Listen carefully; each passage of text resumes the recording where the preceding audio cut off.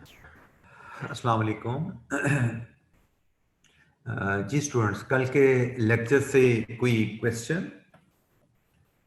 हम बजटिंग पे डिस्कशन हमारी जारी थी। इलस्ट्रेशन 7 हमने कल कंप्लीट की थी और उसके बाद इलस्ट्रेशन 8 जो कैश बजट पे है उस पे हमारी बात हो रही थी। कैश बजट की जो इलस्ट्रेशन है उसमें हमारी सिर्फ 2 वर्किंग्स हमारी पेंडिंग रह गई है। इलस्ट्रेशन 7 से इलस्ट्रेशन 8 से कोई इशू?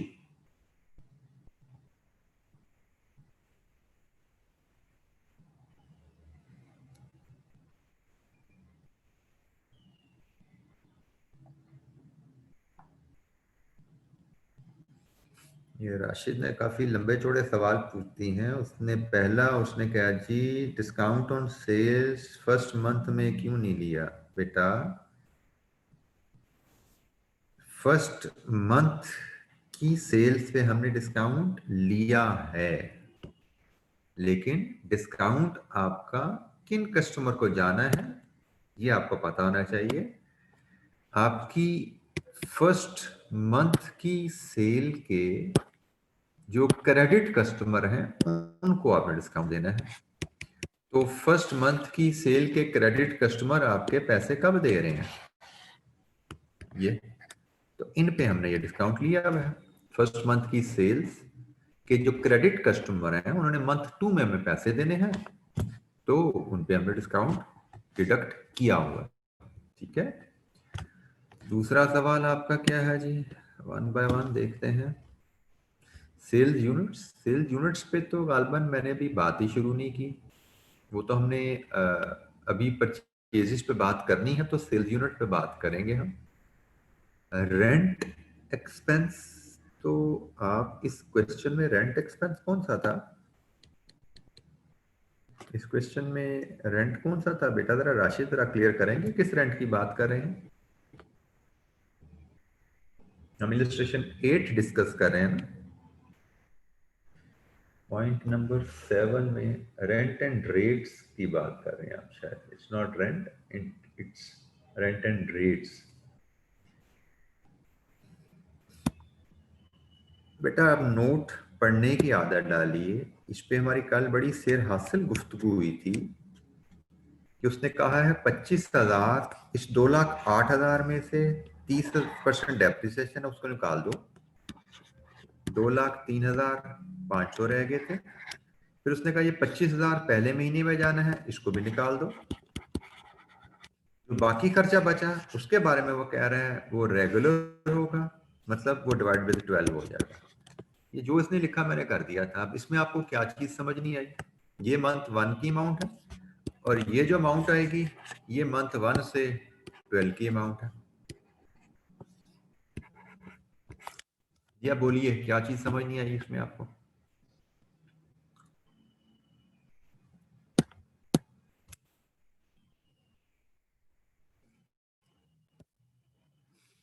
ये नहीं क्वेश्चन, कोई सवाल? अच्छा जी, अब जरा आ जाइए। हमारी जो आइटम रह गई, एक हमारी परचेज की आइटम रह गई है और एक वेजेस की रह गई है। अब ये कहां से आएंगी इसके बारे में जरा बात करते हैं। परचेज रॉ मटेरियल की परचेज है। रॉ मटेरियल हमने परचेज कितना करना है पहले हमें वो निकालना पड़ेगा और फिर पेमेंट टर्म्स देखनी पड़ेगी। तो पेमेंट टर्म्स तो रॉ मटेरियल की ये गिवन है कि 1 मंथ क्रेडिट। तो अगर हम रॉ मटेरियल की परचेजेस निकाल लें तो रॉ मटेरियल परचेजेस से हम पेमेंट्स अगेंस्ट परचेजेस ले पाएंगे। अब रॉ मटेरियल परचेजेस कैसे आती हैं? तो अगर आपको इक्वेशन याद हो, sales plus closing stock of finish goods minus opening stock of finish goods is equal to production. Production से you can move towards raw material consumption और रॉ मटेरियल कंजम्पशन में आप closing stock of raw material add करें, opening stock of raw material less करें तो आपको purchase मिल जाती है। तो आपको इन दो इक्वेशंस को यूज करके रॉ मटेरियल परचेजेस पे जाना है और फिर परचेज को आपने एक महीने क्रेडिट के हिसाब से यहां पेमेंट शो करनी है। ठीक हो गया? तो let's start our working for purchase.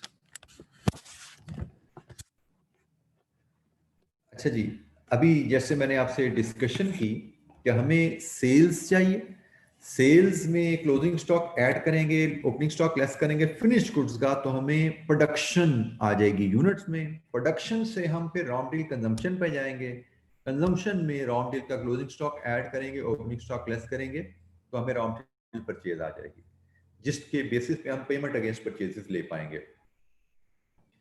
अब हमें सेल्स के यूनिट्स चाहिए, तो भाई इधर क्वेश्चन में आते हैं तो हमें पता लगता है कि हमें तो सेल्स डॉलर में अवेलेबल है, यूनिट्स तो पता ही नहीं हमें। तो रेवेन्यू अवेलेबल है, यूनिट्स नहीं पता, तो रेवेन्यू से यूनिट्स में जाना हो, क्या करेंगे? रेवेन्यू से यूनिट्स में जाने के लिए क्या करते हैं जी, क्या किया जाए यहाँ पे? व्हाट स्टेप इज नीडेड, बोलिए। बिल्कुल ठीक है जी, प्राइस से डिवाइड कर दीजिए। रेवेन्यू को प्राइस से डिवाइड कर दें तो आपको यूनिट्स मिल जाएंगे, और प्राइस की तरह ये जनाब प्राइस आ गई, 60% प्रोडक्शन कॉस्ट पे ऐड करें, ये प्रोडक्शन कॉस्ट है, इस पे 60% ऐड करें, तो ये जनाब आपकी प्राइस है। ठीक हो गया। तो हम रेवेन्यू को प्राइस से डिवाइड करेंगे तो हमारे पास यूनिट्स आ जाएंगे, यूनिट्स आ जाएंगे तो फिर हम सेल्स यूनिट्स में क्लोजिंग स्टॉक और फिनिश गुड्स के यूनिट्स ऐड करेंगे, ओपनिंग स्टॉक के यूनिट्स लेस करेंगे, तो हम प्रोडक्शन पे पहुंचेंगे। अच्छा, यहाँ पे कैश बजट तो हम 4 महीने का बना रहे हैं, लेकिन हमें सेल्स का डाटा 6 महीने का दिया गया है। 6 महीने का डाटा अवेलेबल है, तो आप यहाँ पे 6 महीने के ही डाटा को लेके चलिए। अल्टीमेटली हमें जो रिक्वायर्ड डाटा 4 महीने का, वो 6 महीने के डाटा से ही निकल के सामने आएगा। क्यों, कैसे, वो आप अभी देख पाएंगे। फिलहाल आप 6 महीने का डाटा प्लॉट कर लें। मंथ 1, 2, 3, 4, 5, 6 हमारे पास रेवेन्यू अवेलेबल है डॉलर में। इसको अगर हम डिवाइड कर दें प्राइस पर यूनिट से, जो कि है $5 इंटू 1.6, $8 की, यहां से हमें सेल्स यूनिट्स में आ जाएगी। इन यूनिट्स में हम ऐड कर दें closing stock of finish goods, इसमें से लेस कर दें opening stock of finish goods, तो हमें प्रोडक्शन बजट मिल जाएगा। ठीक है, तो पहले हम प्रोडक्शन बजट तक अपनी वर्किंग कंप्लीट करते हैं, फिर हम इससे आगे चलेंगे।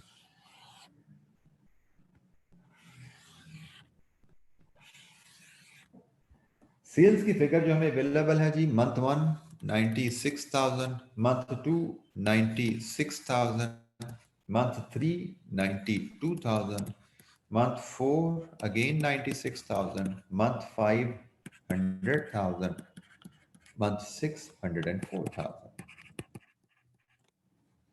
डिवाइड कीजिए जी 8 से, तो सेल यूनिट्स आएंगे 12,000, 12,000,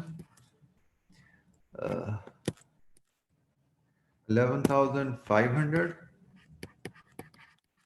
12,000, 12,500 एंड 13,000। ये हमारे पास यूनिट्स की फिगर आ गई। अब क्लोजिंग स्टॉक का फिनिश गुड्स ऐड करना है, तो जो कीजिएगा note number 3, production will be arranged so that closing inventory at the end of any month is sufficient to meet sales requirement in the following month. Closing stock आपका होगा अगले महीने की सेल्स के बराबर, क्वेश्चन में लिखा हुआ है क्लोजिंग स्टॉक आपका होगा अगले महीने की सेल्स के बराबर, क्लोजिंग स्टॉक होगा अगले महीने की सेल्स के बराबर एंड सो ऑन।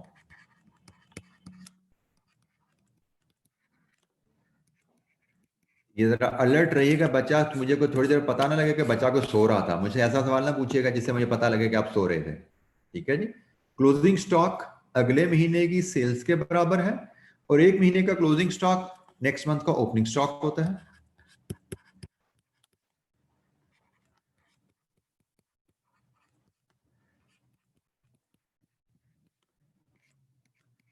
अब आप यहां पे देख रहे हैं मंथ 6 हमारी कैलकुलेशन से आउट हो गया, क्योंकि मंथ 6 का क्लोजिंग स्टॉक हम नहीं ले सकते थे, तो इसलिए ये कैलकुलेशन से हमारा आउट हो गया। बेसिकली मंथ 6 की ये फिगर हमें चाहिए थी, हम ताकि मंथ 5 का क्लोजिंग स्टॉक ले पाए, इसलिए मंथ 6 मैंने प्लॉट किया था। लेकिन अब मंथ 6 आउट हो गया, कोई बात नहीं, हम तो भाई 4 महीने का बजट बनाना चाह रहे हैं, हमें तो 4 महीने में इंटरेस्ट है।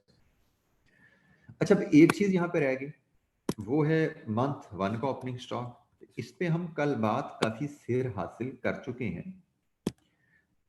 हमारी बात हुई थी इसके बारे में, ये इधर जी, कि आपने जब बिजनेस खरीदा था उसमें $30,000 का फिनिश गुड्स आए थे आपके पास, और ये finish good cost per unit जो 2 में आपके पास अवेलेबल है, $5 पर यूनिट पे बेस था, तो $5 कॉस्ट पर यूनिट से डिवाइड करें तो आपको पता लगा ये आपके 6,000 यूनिट से बिजनेस आपने खरीदा। तो बिजनेस के साथ जो इन्वेंट्री आपको फिनिश गुड्स की मिली वो $5 के हिसाब से $30,000 की थी, तो इसका मतलब वो 6,000 यूनिट्स थे। तो मंथ 1 का ओपनिंग स्टॉक आपके पास 6,000 आ गया।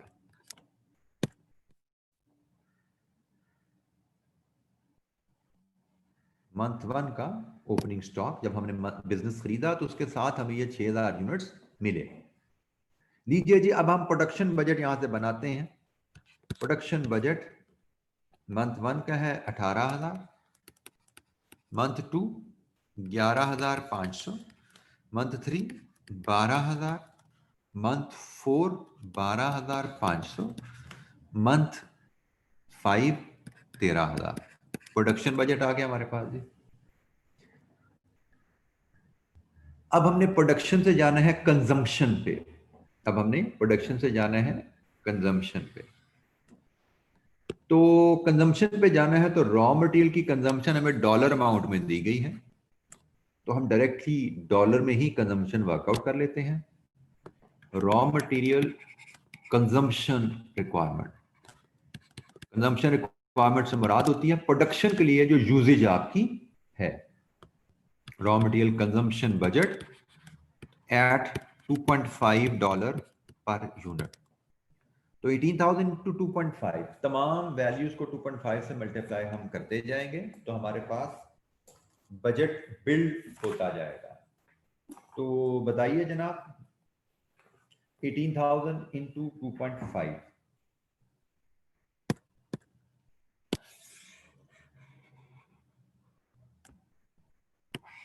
45,000। ठीक हो गया जी। Next 28,750। Next 12,000 into 2.5, 30,000, 12,500 into 2.5, 31,250, and 13,000 into 2.5. 13,000 into 2.5, it is 32,500. 32,500। अच्छा जी, ये हमारे पास आ गया जी। अब रॉ मटेरियल की कंजम्पशन की रिक्वायरमेंट, इस कंजम्पशन में हम ऐड करें closing stock of raw material, इसमें लेस करें opening stock of raw material, तो हमें रॉ मटेरियल परचेज रिक्वायरमेंट मिल जाएगी। परचेज रिक्वायरमेंट कह लीजिए या परचेज बजट कह लीजिए, हमें मिल जाएगा, और ये डॉलर में वैल्यू आने लगी है यहाँ पे।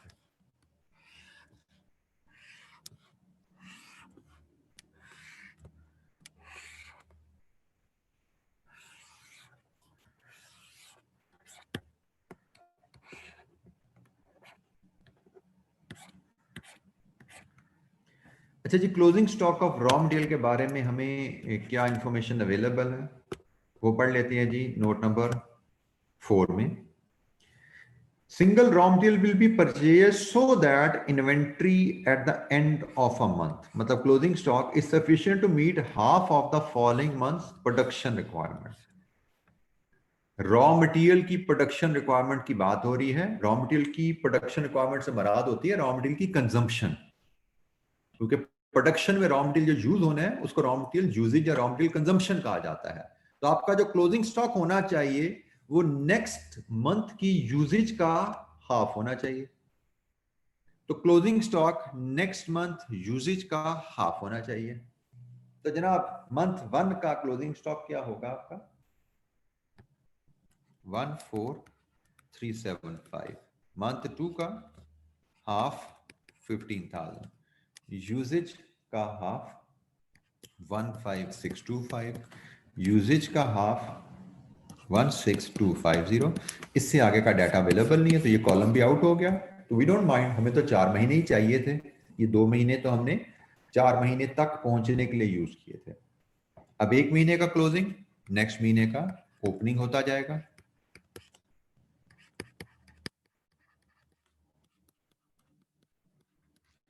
और रहेगी बात मंथ 1 के ओपनिंग की, तो मंथ 1 का जो ओपनिंग है वो तो बिजनेस के खरीदने के साथ हमें मिला था, और वो हमें यहाँ पे बताया गया है बिजनेस जब खरीदा था, परचेज ऑफ बिजनेस, तो 15,000 उसकी वैल्यू लगाई गई थी। तो जनाब ओपनिंग स्टॉक मंथ 1 का 15,000 है। Now you can have your purchase budget. Raw material purchase budget अब सम करते जाएंगे। मंथ 1 का है 44,375, मंथ 2 का है 29,375, मंथ 3 का है 30,625, मंथ 4 है 31,875। ये हमने इन 3 वैल्यूज का सम लिया तो हमें रॉ मटेरियल परचेज बजट आ गया। जी, एनी क्वेश्चन, कोई सवाल यहां तक अगर समझ नहीं आया तो पूछिए।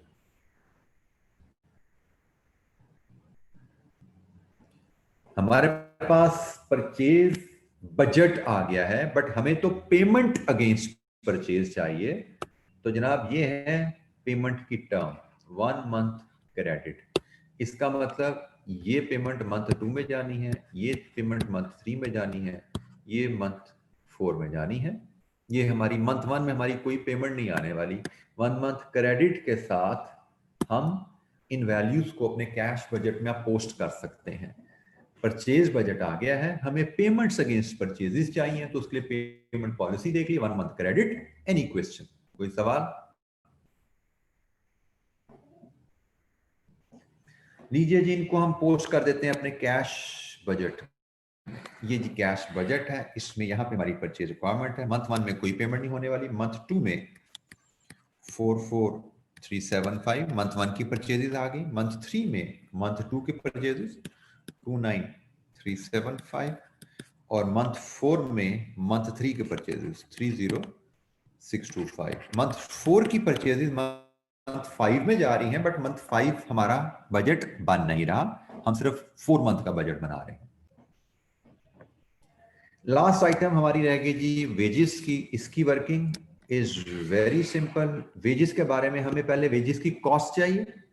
तो वेजेस की कॉस्ट है $1.5 पर यूनिट, और ये unit produced into cost per unit, ये आपकी वेजेस की कॉस्ट आ जाएगी, डायरेक्ट लेबर की कॉस्ट आ जाएगी। और डायरेक्ट लेबर कॉस्ट की पेमेंट पैटर्न क्या है, ये नोट नंबर 5 में बताया है। They are met as they are incurred in production, मतलब जिस महीने खर्चा होता है, इनकर होता है, उसी महीने पे हो जाती हैं। तो हमारी लेबर की कॉस्ट हम यहां पे अगर वर्कआउट करें वर्किंग में, direct labour it is simply production into $1.5। ठीक है जी, ये हमारी लेबर की कॉस्ट है। और ये हमारे कॉलम बनने में है मंथ 1, 2, 3 एंड ये 4। मंथ 1, 2, 3, 4। प्रोडक्शन कहाँ है, ये आ रही है जी प्रोडक्शन आपकी 18,000 इंटू 1.5 27,000। मंथ 2 की प्रोडक्शन 11,500 इंटू 1.5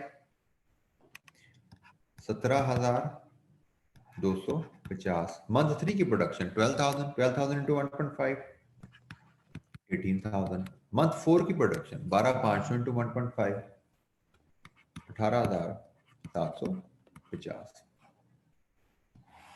ये हमारी डायरेक्ट लेबर कॉस्ट आ गई है। कॉस्ट आ गई मंथली, पेमेंट पैटर्न उसे बता दिया, जिस महीने का खर्चा उसी महीने में पे कर दी जाती है। तो हम इसकी कैश बजट में जाके इसको इनकॉर्पोरेट कर देते हैं जी। पहले महीने की कॉस्ट पहले महीने में ही पे होनी है, एंड सो ऑन। 27,000 17,250 18,000 18,750 0। लीजिए जी, कैश बजट हमारा रेडी, रिसीट्स भी फोरकास्ट होगी, पेमेंट्स भी फोरकास्ट होगी। अब हम इसको कंप्लीट कर सकते हैं। ओपनिंग बैलेंस हमें यहाँ पे गिवन नहीं है तो हम 0 ज्यूम कर लेंगे और हम चल पड़ेंगे। अब आपको सम करना है तो मंथ 1 का जस्ट मुझे अगर बता दें, बाकी कंप्लीट आप कर सकते हैं। मंथ 1 का नेट मुझे बता दीजिए, नेट रिसीट है या पेमेंट है और वो क्या वैल्यू है। बाकी आगे आप खुद कंप्लीट कर लीजिएगा। सिर्फ मंथ 1 का क्लोजिंग बैलेंस मैं आपको निकाल के आपसे शेयर कर लेता हूं, बाकी आप कंटिन्यू कर सकते हैं। मंथ 1 का नेट 368,375 पेबल, 368,375 पेबल है।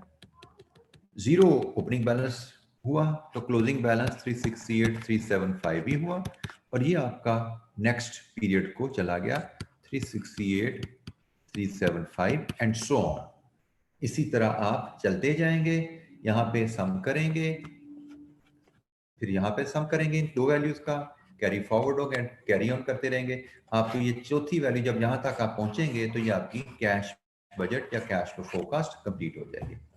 जी कोई सवाल, कोई चीज समझ नहीं आई तो पूछिए। हमारी सिर्फ दो कैलकुलेशंस पेंडिंग थी कल से, एक परचेजेस की और एक वेजेस की। तो परचेजेस के अगेंस्ट पेमेंट्स हमने ली और वेजेस के अगेंस्ट पेमेंट ले ली, डायरेक्ट लेबर के अगेंस्ट पेमेंट ले ली। कोई सवाल, कोई चीज समझ नहीं आई तो पूछिए।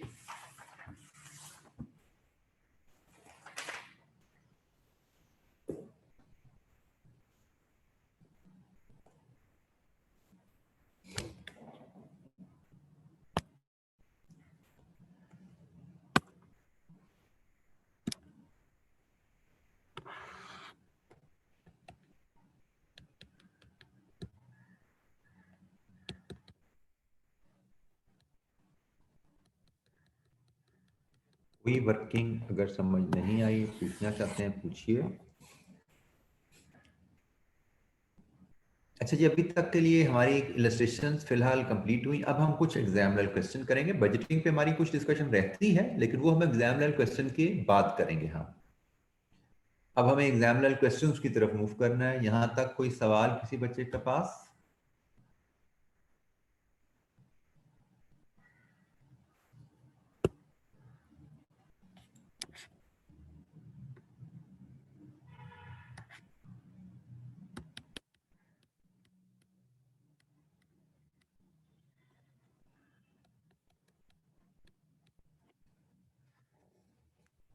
अच्छा जी, पहला क्वेश्चन हमें देखना है फ्लेमिंगो।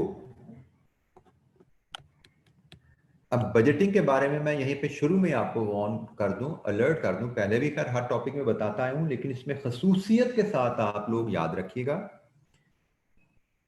बजटिंग का हर सवाल यूनिक होता है। हर सवाल का अपना फॉर्मेट होगा। हर सवाल में सेम वैल्यू, फॉर एग्जांपल आपको पीएनएल बजट बनाना है तो उसमें रेवेन्यू कैलकुलेट करना है। हर सवाल में रेवेन्यू कैलकुलेट करने का तरीका फर्क हुआ करेगा। हर सवाल में आपने पीएनएल में मटेरियल की कॉस्ट निकालनी होगी लेकिन मटेरियल की कॉस्ट कैलकुलेट करने का तरीका फर्क हुआ करेगा। सो वो तरीका होगा क्या, वो सवाल में लिखा हुआ करेगा। मतलब आप घर से कुछ याद करके नहीं जा सकते जी सेल्स की फिगर ऐसे निकलेगी, मटेरियल कॉस्ट ऐसे निकलेगी। आप घर से नहीं कुछ याद करके जाओगे, सवाल पढ़ोगे उसमें लिखा होगा कि भाई बजट में आपने सेल्स की फिगर कैसे निकालनी है, बजट में आपने मटेरियल कॉस्ट की फिगर कैसे निकालनी है। आपको हिंट बताए हुए होंगे और आपने उन हिंट्स को यूज करके बजट के लिए वो फिगर्स वर्कआउट करनी हुआ करेंगी। अच्छा जी, हम रिक्वायरमेंट अगर देखें इस सवाल की तो हमारी रिक्वायरमेंट है prepare a production cost budget. ये फंक्शनल बजट का सवाल है। हमें प्रोडक्शन कॉस्ट का बजट बनाने को कहा जा रहा है for the quarter ended 30 September X1 का क्वार्टर एंडेड का बजट हमने बनाना है। सवाल पहले पढ़ लेते हैं, फिर इस बजट में जो अप्रोच यूज हो रही है मैं उसको जरा एलैबोरेट कर दूंगा थोड़ी सी आपकी अंडरस्टैंडिंग के लिए। जो टेक्निकल उसमें टर्म है बताऊंगा मैं आपको, अदरवाइज तो सब कुछ सवाल में लिखा हुआ है, सवाल पढ़ते ही हमें समझ आनी चाहिए चीजें। लेकिन मैं फिर भी थोड़ा सा आपको एलैबोरेट कर दूंगा कि कैसे आप प्रिंसिपल से रिलेट करते हैं सवाल को। Following data is available for the production record. Production record से डाटा है, इसका मतलब ये एक्चुअल डाटा है। क्वार्टर 30 जून X1 का एक्चुअल डाटा है, हमें इससे अगले क्वार्टर का बजट बनाने को कहा गया है। ये 30 जून X1 का डाटा है और हमें 30 सितंबर X1 का बजट बनाना है। तो एक्चुअल डाटा में उसने जो प्रोडक्शन कॉस्ट का डाटा है, मटेरियल कॉस्ट कितनी होगी, लेबर कितनी रही है पिछले क्वार्टर में, डायरेक्ट लेबर कॉस्ट कितनी इनकर हुई है, वेरिएबल ओवरहेड कितने इनकर हुए हैं, फिक्स्ड ओवरहेड कितने इनकर हुए हैं, ये हमारी टोटल कॉस्ट है पिछले क्वार्टर की। Managements projection for the quarter ended 30 September X1, next quarter की प्रोजेक्शन क्या है? प्रोडक्शन 10% बढ़ेगी, लेबर रेट में 25% कमी आएगी, प्रोडक्शन एफिशिएंसी में, जो कि यकीनन लेबर से रिलेट करती है, 4% कमी आएगी, परचेज प्राइस और consumption per unit of material में कोई चेंज नहीं आएगी, variable overhead are allocated to production on the basis of labour hours, variable overhead का ताल्लुक लेबर आवर्स के साथ है, मतलब लेबर आवर्स और वेरिएबल ओवरहेड की कॉस्ट डायरेक्टली प्रोपोर्शन है। अच्छा, अब यहां पे हमें डाटा जिस शेप में दिया गया है उसको जरा समझिए। हमें पिछले पीरियड का डाटा दे दिया गया है और अगले पीरियड की प्रोजेक्शन अबाउट द डाटा दे दिया गया है। अच्छा, अब इसमें बहुत इंपॉर्टेंट होती है अंडरस्टैंडिंग कि भाई हमारी मटेरियल की कॉस्ट, सबसे पहली बात आपको इसके बाय बिहेवियर इसकी क्लासिफिकेशन पता होनी चाहिए। ये वेरिएबल कॉस्ट है या फिक्स कॉस्ट है? तो we all know direct material is a variable cost. फिर इसकी क्लासिफिकेशन के मुताबिक आपको पता होना चाहिए कि ये अगर मटेरियल की कॉस्ट वेरिएबल कॉस्ट है तो ये आई कैसे होगी, ये कैलकुलेट कैसे हुई होगी, ये कैलकुलेशन का असूल आपको पता होना चाहिए। ये मटेरियल की कॉस्ट कैलकुलेट हुई होगी production multiplied with kgs per unit multiplied with rupees per kg. Agreed? Do we all follow this calculation? जब आप केजी पर यूनिट को रुपीस पर केजी से मल्टीप्लाई करते हैं तो ये raw material cost per unit आ जाती है, और इसको यूनिट्स प्रोड्यूस से मल्टीप्लाई करते हैं तो आपकी प्रोडक्शन कॉस्ट आ जाती है, और ये हमारी प्रोडक्शन कॉस्ट का ही डाटा है। अब जब आपको डायरेक्ट मटेरियल की कॉस्ट की अंडरस्टैंडिंग है तो आपको जो चीज समझनी है कि भाई अगले पीरियड में ये कॉस्ट बदल जाएगी अगर प्रोडक्शन बदल जाए, अगर केजी पर यूनिट बदल जाए, या अगर रुपीस पर केजी बदल जाए। मतलब 3 पॉसिबल वेज हैं जिसमें ये कॉस्ट 1,20,000 से बदल जाएगी अगले क्वार्टर में। अब ये जो 3 पॉसिबल वेज हैं इनको हम सवाल में देख लेते हैं कि भाई इनमें से कौन सी चेंज एक्सपेक्टेड है नेक्स्ट क्वार्टर में। तो भाई ये एक्सपेक्टेशन है। इन 4 पॉइंट्स को, बल्कि ये 5वां पॉइंट भी साथ ले लें, इन 5 को हम पढ़ेंगे तो हमें इन 3 पे हिंट मिलेगा। जैसे पहले पॉइंट में पता लगा प्रोडक्शन तो 10% बढ़ रही है, इसका मतलब प्रोडक्शन की चेंज हमें अगले क्वार्टर में आने वाली है। और नोट नंबर 4 पढ़ लो तो ना परचेज प्राइस बदल रही है और ना ही कंजम्पशन पर यूनिट बदल रही है। इसका मतलब मटेरियल कॉस्ट अगले क्वार्टर में सिर्फ प्रोडक्शन की वजह से बदलेगी। अगर प्रोडक्शन 10% बढ़ रही है तो वो 10% का इजाफा हम प्रोडक्शन, इसको अगर हम 1.1 से मल्टीप्लाई कर देंगे तो 10% में प्रोडक्शन का इजाफा यहां पे ऑटोमेटिकली इनकॉर्पोरेट हो जाता है।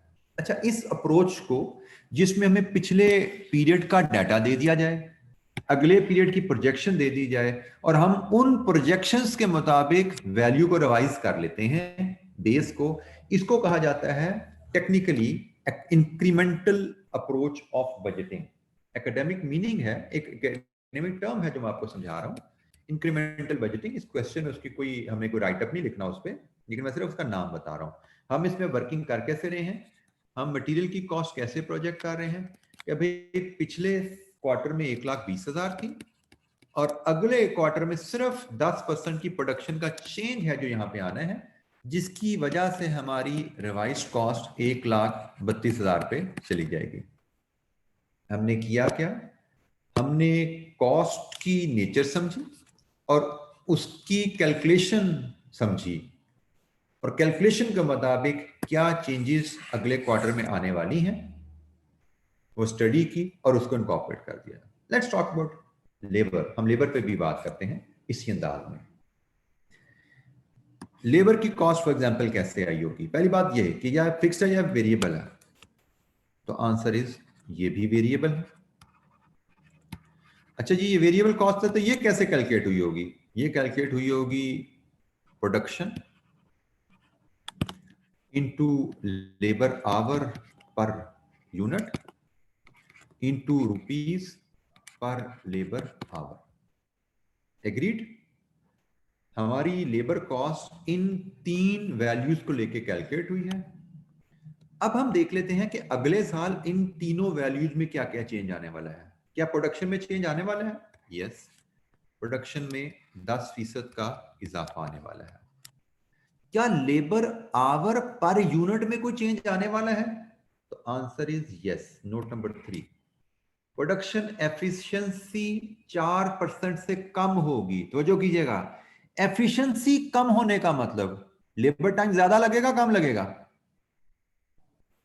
एफिशिएंसी कम होने का मतलब टाइम ज्यादा या कम? टाइम ज्यादा, बिल्कुल ठीक है। 4% लेबर आवर पर यूनिट ज्यादा लगेंगे। 4% लेबर आवर पर यूनिट ज्यादा लगेंगे। रेट रुपीस पर लेबर आवर, तो नोट नंबर 2 पढ़ लो। उसने कहा जी लेबर रेट 25% कम हो जाएगा। 25% से लेबर का रेट कम हो जाएगा। ये हमारी पिछले क्वार्टर की कॉस्ट है और उसमें 1 2 3 चेंजेस इनकॉर्पोरेट करनी है। तो उसको इनकॉर्पोरेट करने का तरीका क्या है? लेबर की कॉस्ट पिछले साल की बेस 75,000 अवेलेबल है। 10% से वॉल्यूम बढ़ना है तो 10% इंक्रीज वॉल्यूम की वजह से कॉस्ट में आएगा। 4% से एफिशिएंसी गिरनी है तो 4% से इजाफा टाइम की वजह से आएगा। 25% से रेट गिरना है तो 25% से कमी आ जाएगी रेट की वजह से। लीजिए जी, यहां से हम रिवाइज्ड लेबर कॉस्ट ले सकते हैं कि अगले साल हमारी लेबर कॉस्ट क्या होगी। प्रोडक्शन की चेंज, टाइम पर यूनिट की चेंज और रेट की चेंज। तो बताइए जनाब, अगले साल की हमारी लेबर कॉस्ट पर यूनिट क्या होगी? और तो बजटेड लेबर कॉस्ट क्या होगी? 64350। 64350, ये अगले साल की हमारी बजटेड लेबर कॉस्ट आ गई। जी एनी क्वेश्चन, कोई सवाल यहाँ पे?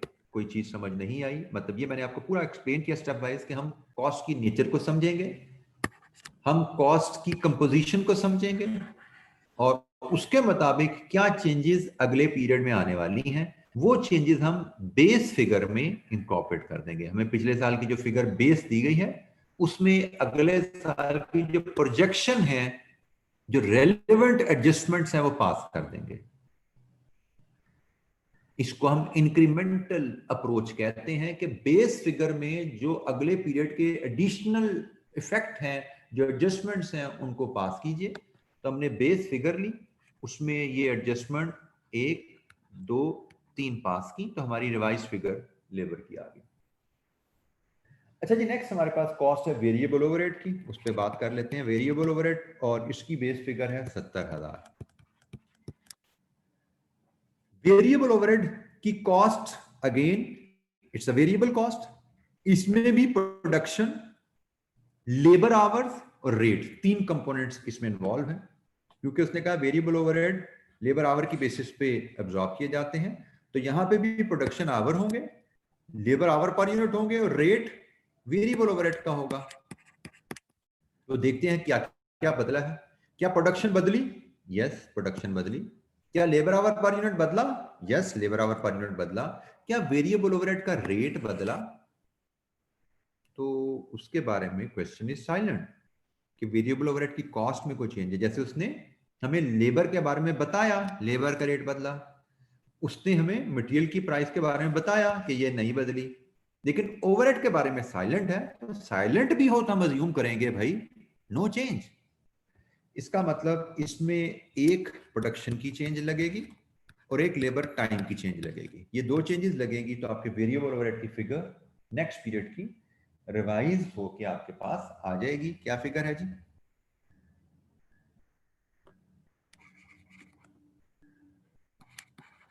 लीजिए जनाब, नेक्स्ट पीरियड की आपकी वेरिएबल ओवरहेड की फिगर क्या है? आखिरी आइटम फिक्स्ड ओवरहेड की है।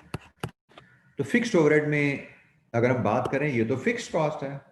फिक्स्ड कॉस्ट में ना वॉल्यूम का फर्क पड़ता है ना इसमें कोई रेट का फर्क होता है। फिक्स्ड कॉस्ट तो इटसेल्फ 45,000 है। वो तो अगर हमें बताया जाता कि भाई हमारी ये बिल्डिंग का किराया है 5% से बढ़ जाएगा, या ये हमारी सैलरी है इसमें 8% इजाफा आएगा, तो जितना इजाफा कहता वो डाल देते हम। लेकिन यहाँ पे उसने फिक्स्ड ओवरहेड में किसी इजाफे का जिक्र नहीं किया और प्रोडक्शन वॉल्यूम से इस पर कोई असर नहीं पड़ता। तो इसका मतलब फिक्स्ड कॉस्ट हमारी सेम 45,000 लेवल पे रहेगी। तो ये जनाब हमारा production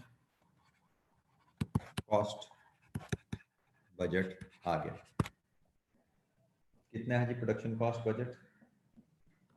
321,430। This is production cost budget. Question number 1। जी एनी क्वेश्चन, कोई सवाल, कोई चीज समझ नहीं आई पूछिए। एक रिलेटिवली सिंपल और आसान सवाल था। हम सिंपल और आसान सवालों से ग्रेजुअली बिल्ड करेंगे टफ क्वेश्चन की तरफ। तो ये एक आसान सवाल था हमारे लिए, जिसमें सिर्फ प्रोडक्शन कॉस्ट बजट बनाना था। हमें पिछले पीरियड की बेस फिगर्स दी गई थी। हमने पिछले पीरियड की बेस फिगर्स ली और उनमें कॉस्ट के बिहेवियर के मुताबिक अगले पीरियड्स में जो चेंजेस एक्सपेक्टेड थी वो इनकॉर्पोरेट की। जैसे यहाँ पे मटेरियल में सिर्फ वॉल्यूम चेंज एक्सपेक्टेड है, लेबर में वॉल्यूम चेंज भी एक्सपेक्टेड है, लेबर आवर पर यूनिट में भी चेंज एक्सपेक्टेड है और लेबर के रेट में भी चेंज एक्सपेक्टेड है। वेरिएबल ओवरहेड वेरिएबल कॉस्ट है, इसमें वॉल्यूम चेंज भी आ रहा है और इसमें लेबर के टाइम पर यूनिट से रिलेटेड चेंज भी आ रहा है और फिक्स्ड ओवरहेड में कोई चेंज नहीं आ रहा। As question is silent about that.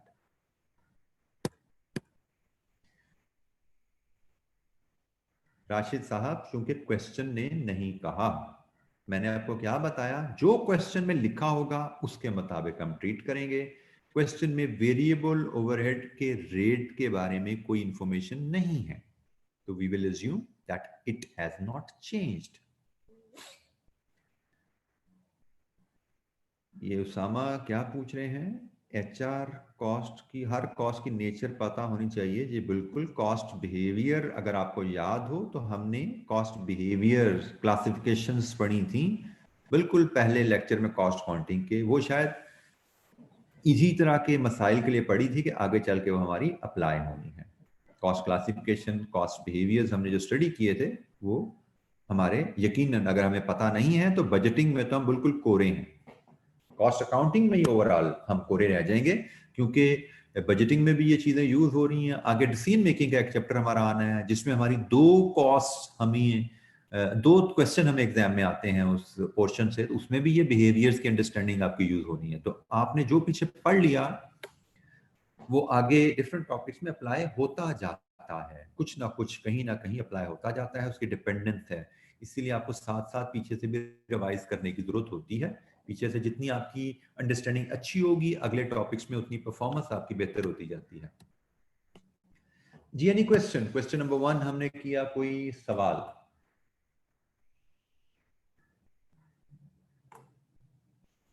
Basic सा क्वेश्चन अब हमने देखा। अब हम एक थोड़ा सा आप कह लीजिए lengthy question, full flash question देखते हैं। Question number 2। क्वेश्चन नंबर 1 हमने जो देखा उसमें सिर्फ प्रोडक्शन कॉस्ट बजट बनाने को हमें कहा गया था। अब हम क्वेश्चन नंबर 2 देखते हैं जिसमें हमें बजटेड पीएनएल बनाने को कहा जा रहा है। पूरा पीएनएल हमने बनाना है एक साल का, ठीक है, फॉर द ईयर पीएनएल बनाना है। तो क्वेश्चन नंबर 2 पढ़ते हैं जी डाटा, फिर हम इसके पीएनएल के फॉर्मेट पे बात करेंगे और how it should look like उस पे बात करेंगे। Shahid limited is engaged, page 259 पे question number 2। Shahid Limited is engaged in manufacture and sale of footwear. The company sells its products through company operated retail outlets as well as through distributor.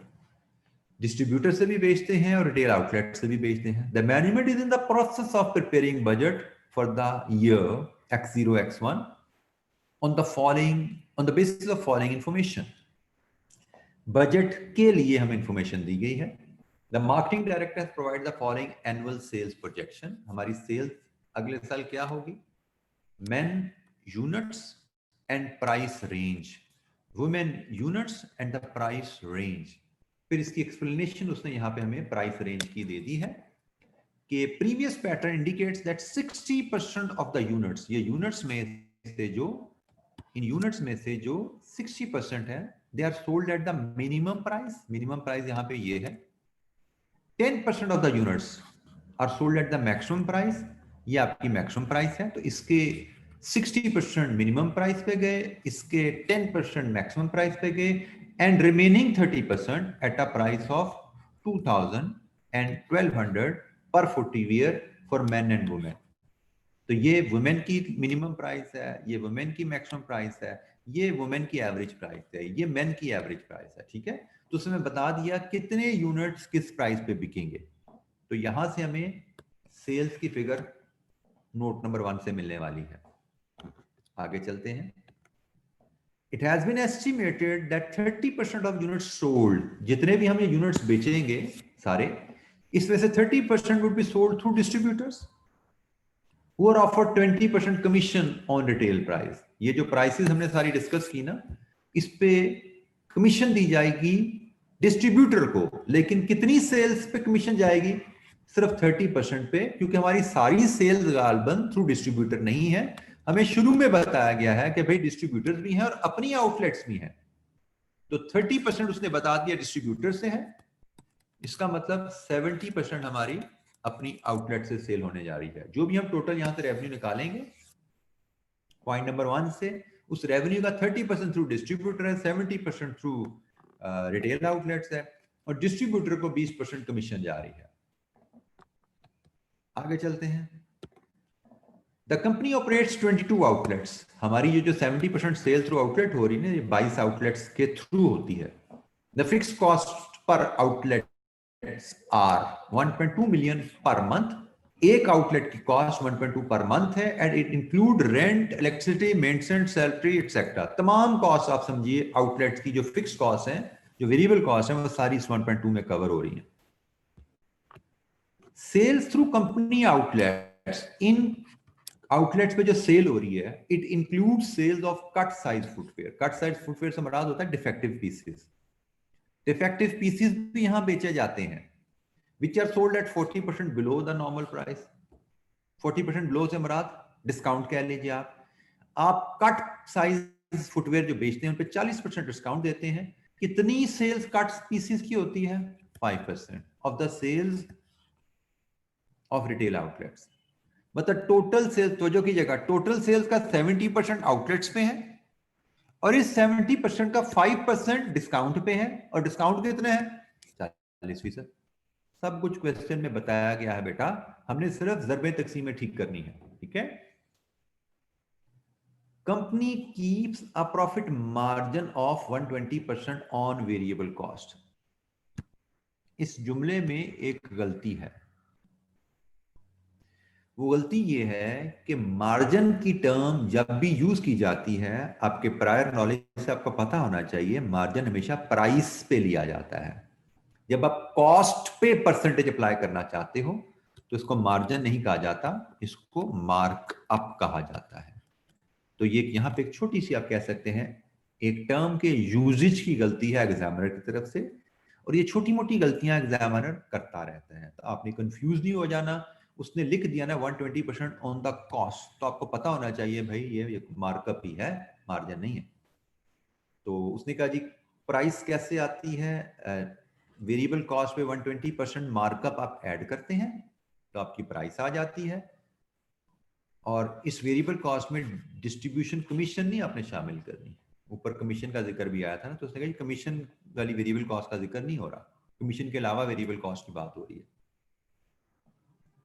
और fixed cost of the factory and head office are 45 million and 50 million per month. Respectively. Factory की cost, fix cost 45 million per month है और head office की fix cost 15 million per month है। अच्छा जी, ये हमारे पास complete data आ गया है। अब व्हाट आई सजेस्ट कि हम इस डाटा के मुताबिक हम पीएनएल का फॉर्मेट अपने सामने ले आए और फिर उस फॉर्मेट में हम वैल्यूज पॉपुलेट करना शुरू करें। अच्छा, यहाँ पे एक तवज्जो कीजिएगा, हमारे पास एक ग्रॉस सेल्स के लिए यूनिट्स इनटू प्राइस का डाटा दिया गया है, यूनिट्स इनटू रिटेल प्राइस का डाटा दिया गया है। तो रिटेल प्राइस से हम मल्टीप्लाई करके ग्रॉस सेल्स हम निकाल लेंगे। उस सेल्स में से कुछ कमीशन भी जानी है और कुछ डिस्काउंट भी जाना है। फाइनेंशियल अकाउंटिंग में शायद आपके पास गाइडलाइन अवेलेबल है कि कमीशन को और डिस्काउंट को आप ऑपरेटिंग कॉस्ट में शो करते हैं। फाइनेंशियल अकाउंटिंग में कमीशन जो डिस्ट्रीब्यूटर को जानी है वो भी, और जो कट स्पीसीज पे डिस्काउंट है वो भी आप शायद ऑपरेटिंग कॉस्ट में शो करते हैं, मतलब ग्रॉस प्रॉफिट में से डिडक्ट करते हैं। लेकिन मैनेजमेंट अकाउंटिंग में हमारे पास इसकी लिबर्टी है, हम चाहें तो इसको सेल्स में से, ग्रॉस सेल्स में से माइनस करके नेट सेल्स पे आए, फिर कॉस्ट ऑफ सेल्स करके माइनस जीपी पे आ जाए, या हम जैसे फाइनेंशियल अकाउंटिंग में करते हैं वैसे भी कर लें। तो मैं एज अ हैबिट इसको एग्जामिनर के क्वेश्चन में मैं दोनों ट्रीटमेंट मिलती हैं, मतलब कमीशन आपको सेल्स में से लेस होती भी नजर आएगी, कमीशन आपको जीपी में से लेस होती भी नजर आएगी, दोनों जगह डिडक्ट होती आपको नजर आएगी डिफरेंट आंसर्स में, डिफरेंट अटेम्प्ट्स के सॉल्यूशन में। लेकिन हम एज अ हैबिट इसको सेल्स में से ही नेट कर दिया करेंगे कि sales minus commission and discount net sales, net sales minus cost of sales gross profit, gross profit minus operating cost net profit. तो हम उस फॉर्मेट को फॉलो करेंगे। तो let's draw the format first. Sales less commission to distributors less discount on cut size, यहां से हमें मिलेंगी नेट सेल्स, इसमें से हम लेस करेंगे फिक्स्ड प्रोडक्शन कॉस्ट, इसमें से लेस करेंगे हम वेरिएबल प्रोडक्शन कॉस्ट, हमें मिलेगा ग्रॉस प्रॉफिट। इस ग्रॉस प्रॉफिट में से हमारे लेस होंगे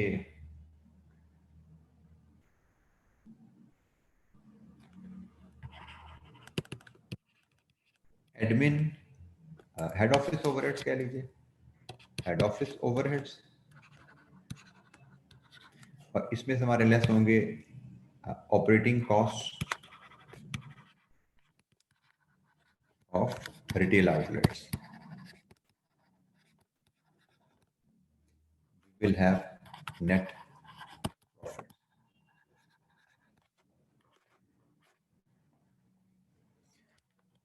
अच्छा जी, अगर हम डेटा को देखें तो हमारी cost 45 million 15 million per month, काफी बड़ी फिगर्स हैं। तो हम यहाँ पे तमाम वैल्यूज को रुपीज इन मिलियन में राउंड ऑफ कर सकते हैं। ये हमारी गाइडलाइंस हैं कि चूंकि फिगर्स हमारी टेंस ऑफ मिलियंस में, हंड्रेड्स ऑफ मिलियंस में जाने वाली हैं, बल्कि टेंस ऑफ मिलियंस में नहीं, हंड्रेड्स ऑफ मिलियन में जा रही हैं, तो हम इसको राउंड ऑफ कर सकते हैं, हमें राउंड ऑफ करना चाहिए, इट विल इंक्रीज एफिशिएंसी। और फिर मेरा वही अंदाज कि भाई जो फिगर्स तो सिंपल है ना, उनको पहले ही आप यहाँ पे इनकॉर्पोरेट कर लीजिए, जिन पे टाइम लग रहा है उनको हम बाद में देखेंगे। जैसे सिंपल फिगर्स की मैं बात करूं तो फिक्स्ड प्रोडक्शन कॉस्ट सिंपल है हमारे लिए, कितनी है जी? Fixed cost of factory 45 million per month, ये बड़ी सिंपल है। Fixed production cost 45 million per month है, तो 45 मिलियन इंटू 12 सालाना पीएनएल बन रहा है, तो सालाना कॉस्ट क्या है इसकी?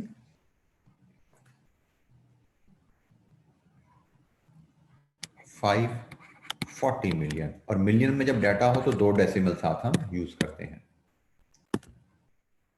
फिर ये कॉस्ट भी बड़ी सिंपल है जी, हेड ऑफिस ओवरहेड्स, वो भी इसी पॉइंट में अवेलेबल है। हेड ऑफिस ओवरहेड है जी 15 million per month, note number 6 में ही अवेलेबल है, तो इसको भी हम वर्कआउट कर लेते हैं। 15 मिलियन पर मंथ है इंटू 12, ये बनते हैं ये आपके 180 मिलियन।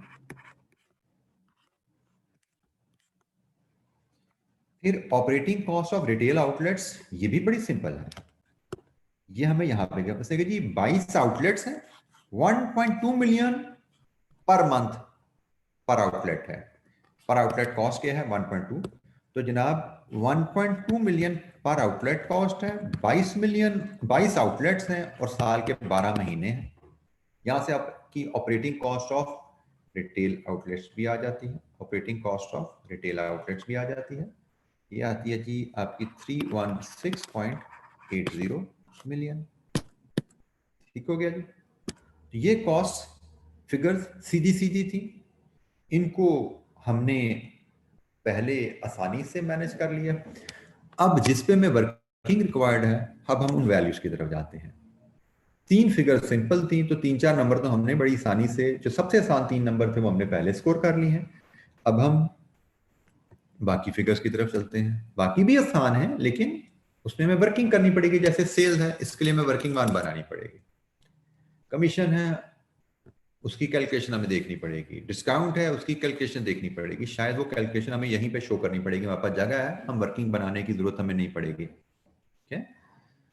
वेरिएबल प्रोडक्शन कॉस्ट है, उसकी वर्किंग भी हम यहीं शो कर पाएंगे, हमारे पास जगह है। तो ये तीन लाइंस में मतलब तीन वर्किंग यहाँ पे आनी है और एक हमें वर्किंग वन बनानी है, तो ये चार वैल्यूज आएंगी, हमारा काम कंप्लीट हो जाएगा। Let's start with sales. Sales में हमारे पास men units, men price, women units, women price, और ब्रेकअप कितने यूनिट्स किस प्राइस पे जाना है सारा अवेलेबल है। तो इन सब को लेके हमें रेवेन्यू प्लॉट करना है। तो मुझे लगता है कि हम जो वर्किंग बनाएंगे उसका फॉर्मेट कुछ ऐसा होगा कि तीन कॉलम में वुमेन के लिए बनाता हूं, जिसमें price, quantity, price and sale revenue, तीन कॉलम वुमेन के लिए और इसी तरह तीन कॉलम मेन के लिए, quantity, price and sale. Men, units, price and sales. Units price हम रुपीज में ले लेते हैं, गिवन है। सेल हम रुपीज इन मिलियन में ले आएंगे क्योंकि हम डाटा रुपीज इन मिलियन में ले जा रहे हैं। इसी तरह वुमेन, यूनिट्स, बल्कि इसको हम कहते हैं सेल्स, यहाँ पे हम लिखते हैं सेल्स और इधर बताते हैं कि सेल्स इन यूनिट्स हम ले रहे हैं। यहाँ पे भी हम ऐसे कहते हैं, हम कहते हैं कि हम सेल्स और सेल्स इन यूनिट्स में हम ले रहे हैं। प्राइस रुपीज में लेंगे और फिर जो सेल्स रेवेन्यू है वो रुपीज इन मिलियन में ले आएंगे।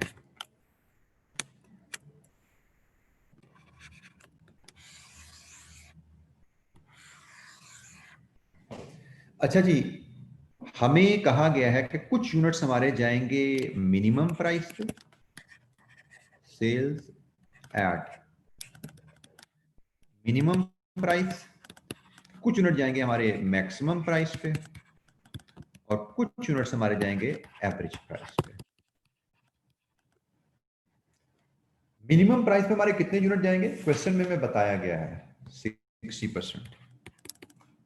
मैक्सिमम प्राइस पे हमारे यूनिट जाएंगे 10% और एवरेज प्राइस पे जाएंगे हमारे 30%। Let's talk about main first. Main के टोटल सेल्स हैं 12 लाख। 12 लाख में से 60% मतलब 720,000 मिनिमम प्राइस पे जाने हैं। 12 लाख में से 10% मतलब 1,20,000 मैक्सिमम प्राइस पे जाने हैं। 12 लाख का 30% मतलब 3,60,000 आपका एवरेज प्राइस पे जाना है। ये टोटल 12 लाख का ब्रेकअप आ गया।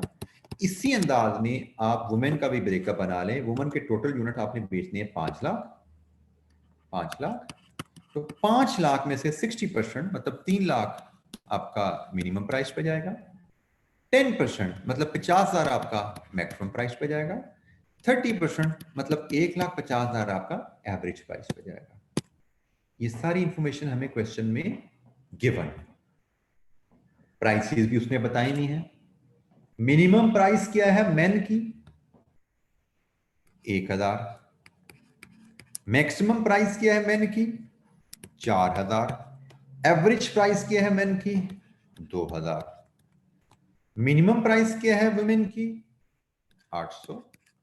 मैक्सिमम प्राइस क्या है वुमेन की? 2500। एवरेज प्राइस क्या है वुमेन की? 1200। सब कुछ क्वेश्चन में अवेलेबल है, ठीक है जी। अब हम मल्टीप्लाई करें मेन यूनिट्स इनटू प्राइस, हमें रेवेन्यू आता जाएगा, और रेवेन्यू अब हम मिलियंस में ले लेंगे, ठीक है। तो जनाब बताइए क्या आ रहा है रेवेन्यू मेन का? ये है जी 720 मिलियन, ये है जी 480 मिलियन, और ये है जी अगेन 720 मिलियन।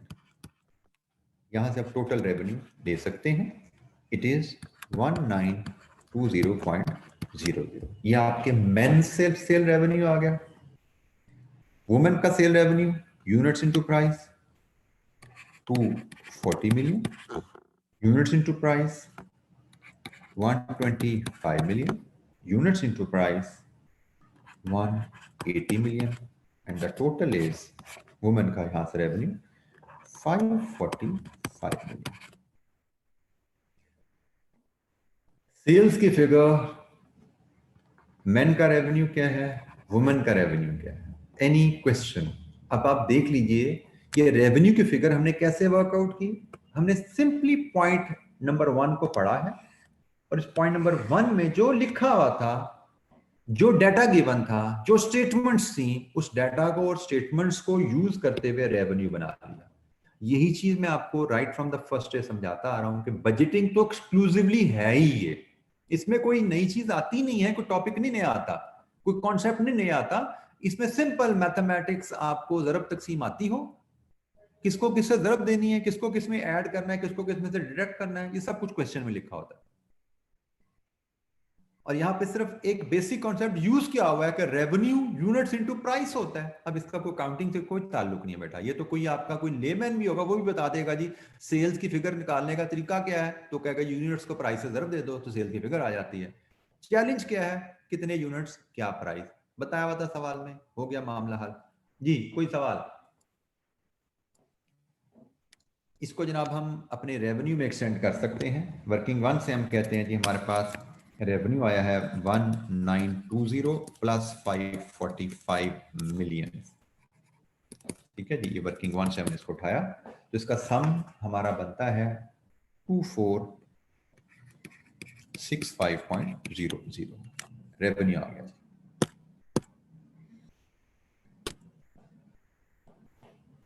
अच्छा जी, कमीशन टू डिस्ट्रीब्यूटर्स, अब ये देखिएगा ये सारी वर्किंग यहीं पे होती जाएगी। अब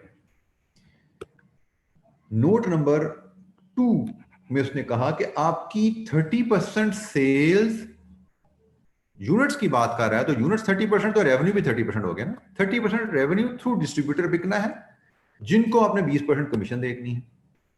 तो टोटल सेल्स का 30% रेवेन्यू डिस्ट्रीब्यूटर के थ्रू जाएगा, ये डिस्ट्रीब्यूटर का रेवेन्यू आ गया, और उस पर 20% आपने कमीशन दे देनी है उनको। तो जनाब कमीशन आपकी कितनी बन गई? 147.90। ये आपकी कमीशन की बात हो गई। जैसे उसने कहा हमने वैसे वैल्यू कैलकुलेट कर ली, ठीक है। अब आप कट साइज डिस्काउंट की बात करें तो वो आप नोट नंबर 4 पढ़ लीजिए, नोट नंबर 4 पढ़ लीजिए। वो कहता है जी आपकी जो आउटलेट्स के थ्रू सेल होती है, जो 70% है टोटल सेल्स का, उसमें 5% डिस्काउंट पे जाते हैं जूते, और डिस्काउंट होता है 40%। अब जो लिखा है उसने, उसको हम किस तरह ट्रांसलेट कर लें कि हमारी जो आउटलेट्स पे सेल होती है, ये आउटलेट्स की सेल आ गई, इसमें से 5% सेल कट साइज होते हैं जूते, तो ये कट साइज यूनिट्स की सेल आ गई, और इस पे 40% डिस्काउंट दे दिया जाता है, तो सेल्स का 40% ले लो तो डिस्काउंट की वैल्यू आ गई। तो अगेन जैसे उसने कहा सवाल में, वैसे हमने ज़रब तकसीम में करके वैल्यू कैलकुलेट कर ली। इट कम्स टू 34.51,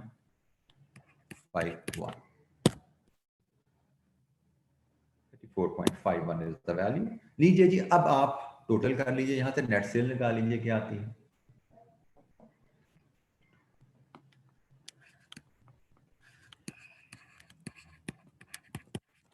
ये है जी आपकी नेट सेल्स की फिगर 2282.59 मिलियन।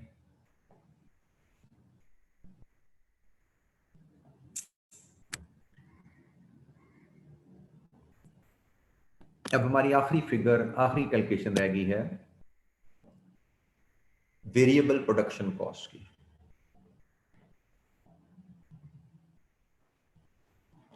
कोई सवाल यहां तक? लास्ट फिगर हम काम उस पर करने लगे हैं, वेरिएबल प्रोडक्शन कॉस्ट पे। कोई चीज समझ नहीं आई, पूछिए।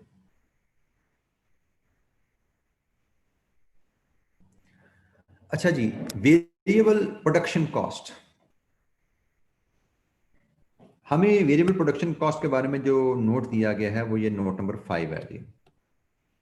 उसने कहा ये company keeps a profit markup of 120% on variable cost. Variable cost पे 120% ऐड करके, कौन सी वेरिएबल कॉस्ट? डिस्ट्रीब्यूटर कमीशन के अलावा। तो डिस्ट्रीब्यूशन कमीशन के अलावा वेरिएबल कॉस्ट हमारी सिर्फ वेरिएबल प्रोडक्शन कॉस्ट ही बचती है। तो उसने कहा जी वेरिएबल प्रोडक्शन कॉस्ट पे 120% मार्कअप डालते हैं तो प्राइस आती है।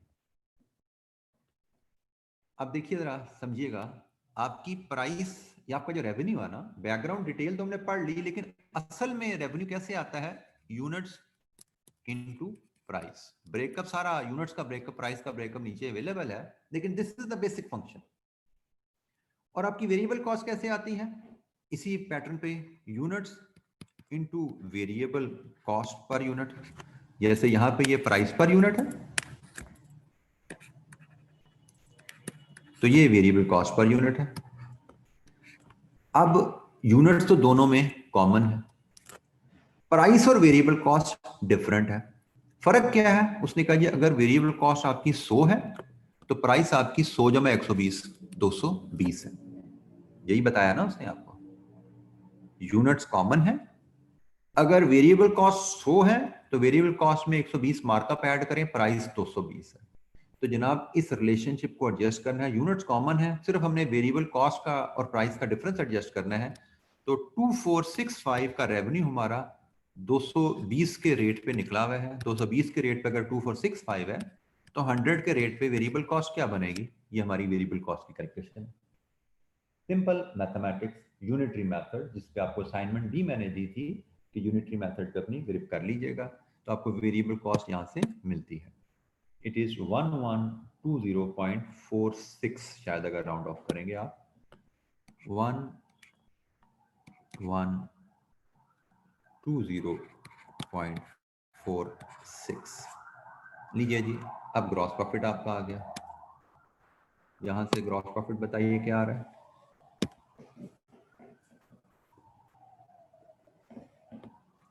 622.14 और इसमें से फर्दर ऑपरेटिंग कॉस्ट लेस कीजिए तो आपका नेट प्रॉफिट आएगा। नेट प्रॉफिट क्या आ रहा है जी? It is 125.34। जी एनी क्वेश्चन? हमने बजटेड पीएनएल बनाया उमैर एंटरप्राइजेस का, कोई सवाल? 125.34 आ रहा है बेटा, ऊपर से यहाँ से आपकी गलती शुरू हुई है। ये फिगर जो है ये 45 नहीं है, राउंड ऑफ करें तो 46 बनती है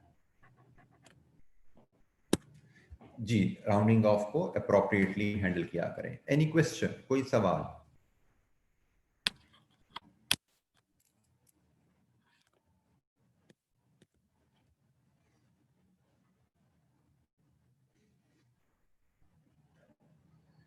जी क्वेश्चन साइलेंट हो तो आप जो मर्जी यूज कर लीजिए, बट जनरली फाइनेंशियल अकाउंटिंग चूंकि एब्जॉर्प्शन कॉस्टिंग पे बात करती है तो हम यहाँ पे भी एब्जॉर्प्शन कॉस्टिंग को ही यूज कर लेंगे।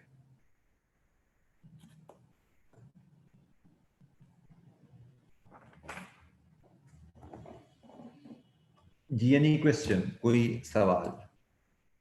यहां तक कोई चीज समझ नहीं आई तो पूछिए।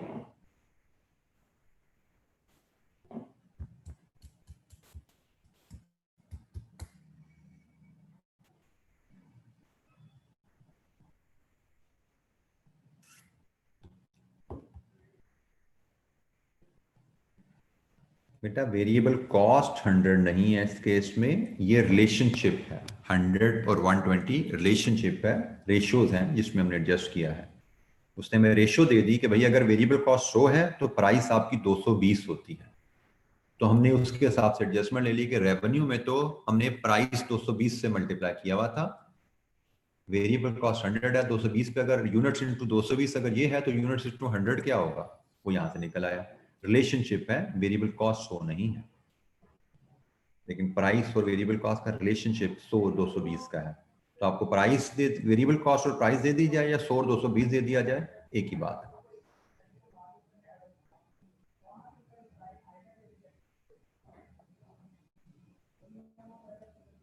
जी कोई सवाल?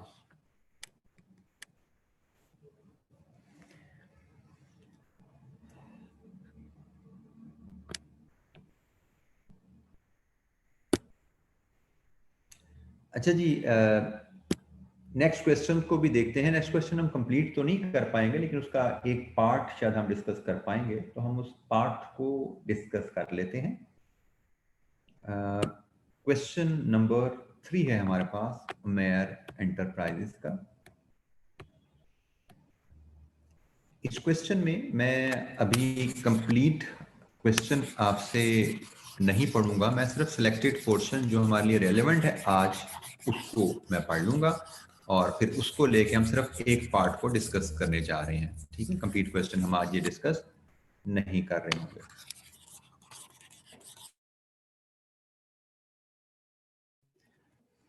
अच्छा जी, रिक्वायरमेंट यहाँ पे देखिए क्या आ रही है जी हमारे पास। हमारे पास रिक्वायरमेंट है यहाँ पे पार्ट A1 पे हम सिर्फ बात कर रहे हैं अभी, बाकी हम डिस्कशन अभी नहीं करेंगे। पार्ट A1 में रिक्वायरमेंट क्या है? Compute total budgeted profit under the present situation. मतलब कंपनी करंटली जिस तरह ऑपरेट कर रही है, करंट जो कंपनी की पॉलिसी है, सामा 100 का 120 नहीं लेना, 100 पे 120 मार्कअप ऐड करना है। ठीक है, 100 पे 120 मार्कअप ऐड करने हैं, तो प्राइस 220 है, मार्कअप है। क्वेश्चन को पढ़ना सीखिए और सुनना भी सीखिए, क्योंकि ये मैं बता के निकला हूं सब कुछ आपको। अच्छा जी, पीएनएल बनाना है अंडर द प्रेजेंट सिचुएशन, तो क्या सिचुएशन है और पीएनएल कैसे बनाना है उस पर हम बात करते हैं। तो let's start reading the question. Umer enterprises, the home appliances division of Umer Enterprises assembles and markets television sets. The company has long-term agreement with a foreign supplier for the supply of electronic kits for its television sets. Relevant details extracted from the budget for the next financial year are as follows. CNF value of each kit जो आप import करते हो 9500, estimated cost of import related expenses, duty etc 900, variable cost of local value addition 3500, ये आपकी variable production cost आ गई। इसके बाद variable selling and admin expense 900 per set, annual fixed production cost 12 million, annual fixed selling and admin expense 9 million. आगे कहता है जी, the fix production overheads are allocated on the basis of budgeted production which is 5000 units. इसका मतलब absorption costing company follow कर रही है, जिसमें फिक्स प्रोडक्शन ओवरहेड्स को यूनिट्स बेसिस पे एब्जॉर्ब किया जा रहा है। प्रोडक्शन ओवरहेड्स को 5000 से डिवाइड करके पर यूनिट कॉस्ट निकाल के एब्जॉर्ब किया जा रहा है। The present supply chain is as follows. Company sales to distributor, company जिसकी हम काम कर रहे हैं जिसके लिए, वो डिस्ट्रीब्यूटर को भेज देती है प्रोडक्शन कॉस्ट प्लस 20% मार्कअप डाल के। कंपनी ने डिस्ट्रीब्यूटर को भेज दिया, कंपनी का तो रेवेन्यू यहाँ पे बुक हो जाता है, लेकिन आगे क्या होता है उसने हमें बता दिया, जो पार्ट सेकंड में इंफॉर्मेशन यूज होनी है। ये इंफॉर्मेशन हम अभी नहीं पढ़ते, ये हमारी पार्ट सेकंड में काम आने वाली है। इसको हम कल जब पार्ट सेकंड कर रहे होंगे तब हम इस पर बात कर लेंगे। ठीक है, इसके बाद ये जो है ये सारी रिकमेंडेशन है कंसल्टेंट की, जो कि पार्ट, ये भी पार्ट सेकंड से रिलेटेड है। ये सारी रिकमेंडेशन पार्ट सेकंड से रिलेटेड है। तो हम यहां से ऑनवर्ड हमें सवाल हम आज पढ़ने की हमें जरूरत नहीं है, ये हम कल पढ़ेंगे और कल हम जब सेकंड पार्ट कर रहे होंगे फिर हम इस पे डिस्कशन करेंगे। फिलहाल हमें पॉइंट नंबर 1 तक जो डाटा दिया गया है उस डाटा को लेके हमें पीएनएल बनाना है, ठीक है। हमें उस डाटा को लेके पीएनएल बनाना है। तो हमारा पीएनएल का फॉर्मेट यहाँ पे जो बनता है वो कुछ बड़ा सिंपल सा स्ट्रेट फॉरवर्ड सा पीएनएल है जी। हम क्वेश्चन नंबर 3A1 की बात कर रहे हैं। पीएनएल का फॉर्मेट हमारा बनेगा जी sales less cost of sales gross profit, इसमें से हम लेस करेंगे सेलिंग एंड एडमिन एक्सपेंसेस, और उसमें हमारे पास दो कैटेगरीज हैं, एक वेरिएबल है और एक फिक्स्ड है। यहां से हमें नेट प्रॉफिट की फिगर मिल जाएगी। अच्छा, अब हम अगर इसकी कैलकुलेशन को थोड़ी सी बारीकी में जाएं तो सेल्स हमारी होगी जी 5000 यूनिट्स जो बजटेड फिगर है इनटू प्राइस। प्राइस हमारी क्या होगी, अब कॉस्ट हमारी कॉस्ट ऑफ सेल्स होगी 5000 इंटू कॉस्ट। प्रोडक्शन कॉस्ट लाएंगे हम वर्किंग वन से, तो यहां से कॉस्ट ऑफ सेल्स बन जाएगी, और वर्किंग वन से जो प्रोडक्शन कॉस्ट लाएंगे इस पे 25% मार्कअप डाल देंगे तो ये हमारी प्राइस बन जाएगी। क्योंकि हमें कहा गया है कंपनी सेल कैसे करती है ये बताया गया जी। प्रोडक्शन कॉस्ट पे 25% मार्कअप डाल के कंपनी सेल कर देती है। तो यहाँ पे प्रोडक्शन कॉस्ट लाएंगे और ये उसका 25% मार्कअप ऐड करके प्राइस बना लेंगे, तो रेवेन्यू हो गया। Cost minus revenue minus cost of sales gross profit, और ग्रॉस प्रॉफिट के नीचे जो सेलिंग एडमिन एक्सपेंसेस हैं वेरिएबल फिक्स्ड, ये तो रेडीली अवेलेबल है। वेरिएबल एक्सपेंसेस कितने हैं, हम सेल्स पे कॉस्ट ऑफ सेल्स पे बाद में जाते हैं। ये आपके वेरिएबल सेलिंग एक्सपेंसेस हैं, ये आपके फिक्स सेलिंग एक्सपेंसेस हैं। वेरिएबल को हम मल्टीप्लाई करेंगे यूनिट से तो ये टोटल कॉस्ट बन जाएगी, और फिक्स कॉस्ट तो फिक्स कॉस्ट ही है। हम इनको पहले डील कर लेते हैं, easy figure first. Fix cost 9 million है और वेरिएबल कॉस्ट 5000 यूनिट्स पे 900 रुपए पर यूनिट के हिसाब से ये शायद आपकी 4.5 मिलियन बनती है। अब इस सवाल में रह क्या गया, सिर्फ आपको प्रोडक्शन कॉस्ट निकालनी है। प्रोडक्शन कॉस्ट अब निकालेंगे एब्जॉर्प्शन कॉस्टिंग मेथड के तहत, तो आपकी पूरा सवाल आपका कंप्लीट हो जाता है। एनी क्वेश्चन, मैंने पूरे सवाल का प्लान आपको पीएनएल जो आपका बनना है एब्जॉर्प्शन कॉस्टिंग के तहत बनने हैं, ये भी हमने देख लिया था। और वो पीएनएल किस फॉर्मेट में नजर आएगा, किस फॉर्मेट में हमें प्रेजेंट करना चाहिए, वो भी आपके सामने आ गया है। बेसिक वैल्यूज भी उसमें मैं डाल चुका हूं। अब सिर्फ हमें वर्किंग वन बनानी है जिसमें production cost per unit calculate करनी है, तो बाकी पूरा सवाल हमारा कंप्लीट हो जाता है। एनी क्वेश्चन, कोई चीज इस वर्किंग में, तो फिर सवाल पे नजर दौड़ा लीजिए। यहां तक आपने सवाल हमने डाटा यूज किया है, इससे नीचे में जाने की भी जरूरत नहीं है। पॉइंट नंबर 1 तक यहां तक हमने पढ़ा है, इसके हिसाब से कोई चीज अगर समझ नहीं आई तो पूछिए।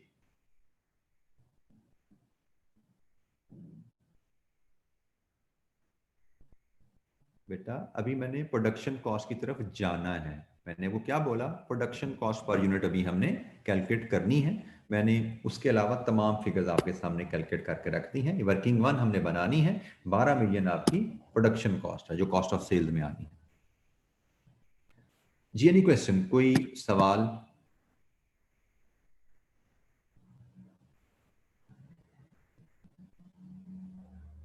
बेटा 1.25 ये मार्कअप 25%, प्रोडक्शन कॉस्ट जाएगी ना वर्किंग वन से, उसमें 25% मार्कअप ऐड कर रहे हैं हम ताकि हमारी प्राइस आ जाए। ओके राशिद, क्योंकि प्राइस हमारी क्या है ये हमें नोट नंबर 1 में बताया गया है, प्रोडक्शन कॉस्ट प्लस 25% मार्कअप। अच्छा जी, प्रोडक्शन कॉस्ट की जरा बात कर लेते हैं। प्रोडक्शन कॉस्ट का ब्रेकअप जनाब हमें ये सारा दिया गया है, ये 1 2 3 ये वेरिएबल कॉस्ट है और यहां से हमने फिक्स कॉस्ट बना लेनी है। तो जनाब प्रोडक्शन कॉस्ट का ब्रेकअप हमारे पास जो अवेलेबल है उसके मुताबिक वर्किंग वन हमारी इलेक्ट्रॉनिक किट है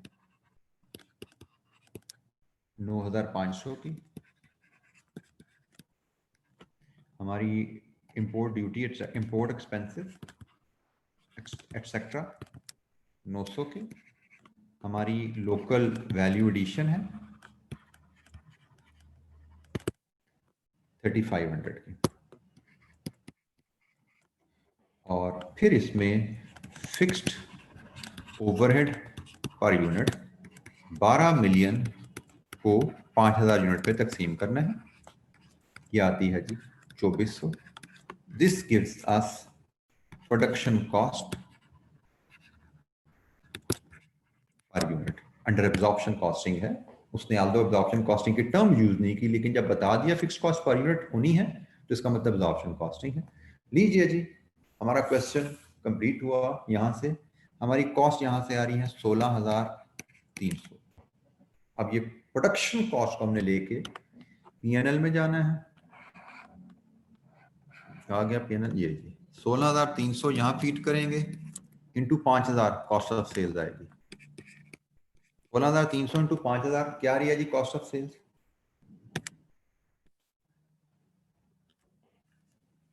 5,000 इंटू 16,300 कॉस्ट ऑफ सेल्स बोलिए।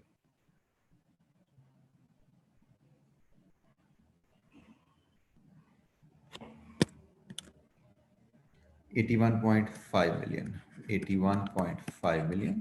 और यही 16,300 यहाँ फीड करेंगे, इंटू 1.25 प्राइस हो जाएगी और इंटू 5,000 रेवेन्यू आ जाएगा। 81,520 आ रहा है जी। Is it so? 81,520,000, क्योंकि मैं रुपीज में फिगर ले रहा हूँ, मिलियन में ले नहीं रहा, इसलिए जरा मुझे कंप्लीट फिगर चाहिए होगी। मुझे लगता नहीं है, वैसे ये 50 ही होगा जिस तरह की फिगर नजर आ रही है। इट शुड बी 50 जी। आगे चलिए जी, मुझे रेवेन्यू की फिगर बताइए। ठीक हो गया, रेवेन्यू की फिगर बताइए। कॉस्ट इंटू 1.25 किया तो ये जी प्राइस आ गई, प्राइस इंटू 5,000 करें रेवेन्यू आ गया।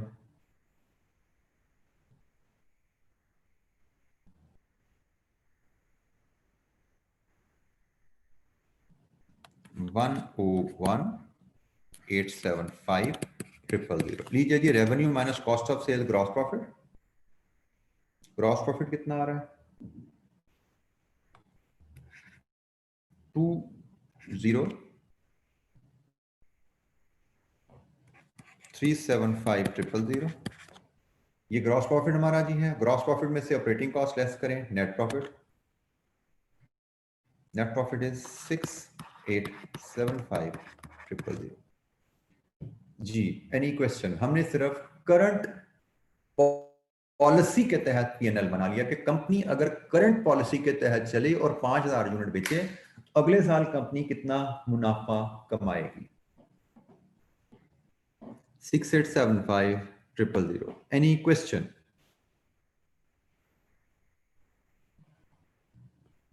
इसका जो पार्ट सेकंड है ना, उसमें हमसे कहा गया है कि जो कंसल्टेंट ने कुछ प्रपोजल्स दी हैं, रिकमेंडेशंस दी हैं, अगर उन रिकमेंडेशंस को इंप्लीमेंट किया जाए,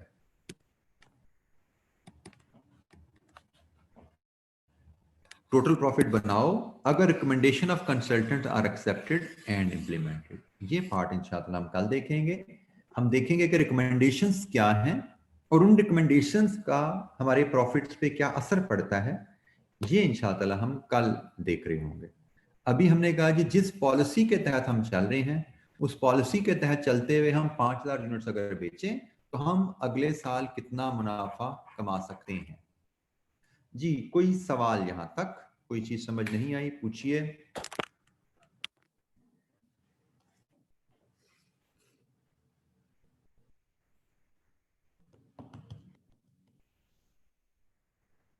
मुबीन, अगर आप माइक्स बच्चों के ऑन करने के ऑप्शन दे दीजिए तो ताकि कोई क्वेश्चन आंसर सेशन है हम वो कर लें, क्योंकि अभी डिस्कशन हमारी कंप्लीट होगी है। कोई क्वेश्चन आंसर सेशन है उस पर बात करेंगे, कल से इंशाल्लाह मजीद कंटिन्यू करेंगे इस सवाल को और आगे भी देखेंगे इंशाल्लाह। जी, एनी क्वेश्चन? कोई सवाल? अस्सलाम वालेकुम सर। जी वालेकुम अस्सलाम। पूछना था ये जो इम्पोर्ट ड्यूटीज हैं ये फाइनेंस। बेटा आवाज थोड़ी कम आ रही है आपकी, जरा आप माइक के करीब होकर जरा ऊंचा बोलेंगे। सर मैं पूछना चाह रहा था ये जो इम्पोर्ट ड्यूटीज का इसमें बताया हुआ था कॉस्ट का इसका बनाया ये थाईलैंड है तो हम इसका नोट देकर लेंगे ना कि नॉन रिफंडेबल। बेटा अनफॉर्चुनेटली मुझे बिल्कुल आपकी आवाज़ नहीं आ पा रही, मतलब बड़ी कट रही है आवाज़। तो अगर आप थोड़ा सा ऊंचा बोलिए या माइक के थोड़ा करीब आके बोलिए, शायद कोई फ़र्क पड़ जाए। या फिर अगर आवाज़ क्लियर नहीं होती तो फिर मुझे लग रहा है कि आपकी तरफ से, मेरी तरफ से सिग्नल का कोई इशू है। तो शायद आपको फिर लिख के ही सवाल पूछना पड़ेगा। एक बार ट्राई कर लीजिए बोल के पूछने की दोबारा, ज़रा ऊंची आवाज़ में। सर मैं पूछ रहा था कि ये जो इम्पोर्ट ड्यूटीज हैं जो कॉस्ट का हिस्सा हमने बनाया है ये हम नोट देकर ये लिखना है कि ये नॉन रिफंडेबल ले रहे हैं। बेटा ये उसने लिखा हुआ है कि ये इसकी नेचर क्या है, estimated cost of import related expenses, duties etcetera. तो कहीं उसने कोई रिफंडेबल का वर्ड यूज नहीं किया, बट उसने बल्कि बताया है कि ये कॉस्ट है। तो कॉस्ट बेटा रिफंडेबल तो नहीं होती ना, वो सेल्स टैक्स होता है जो रिफंडेबल होता है। ये कॉस्ट का वर्ड उसने जरूर यूज कर लिया है, और कहीं उसने ऐसा हिंट नहीं दिया ये रिफंडेबल है। कॉस्ट तो रिफंडेबल होती ही नहीं है। तो अगर तो, कॉस्ट तो बाय टर्म पता लगा, अगर फंडेबल नहीं है, अगर उसके कंट्रेरी वो कुछ बता देता तो हम उसको ट्रीट कर लेते। लेकिन क्वेश्चन चूंकि क्लियर है मेरे हिसाब से, कोई उसमें एम्बिग्युइटी नहीं है, क्लियर है कि ये कॉस्ट है। जी एनी क्वेश्चन, कोई और सवाल?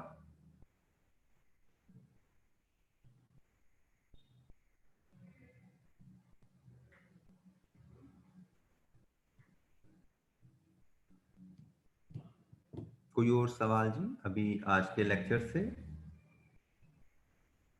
ग्रेजुअली हम मूव कर रहे हैं आसान और सिंपल क्वेश्चन से, आप कह सकते हैं कि रिलेटिवली जो टफ क्वेश्चन है उनकी तरफ बिल्डअप हमारा हो रहा है। पहले हम फंक्शनल बजट और पीएनएल को डिस्कस कर रहे हैं।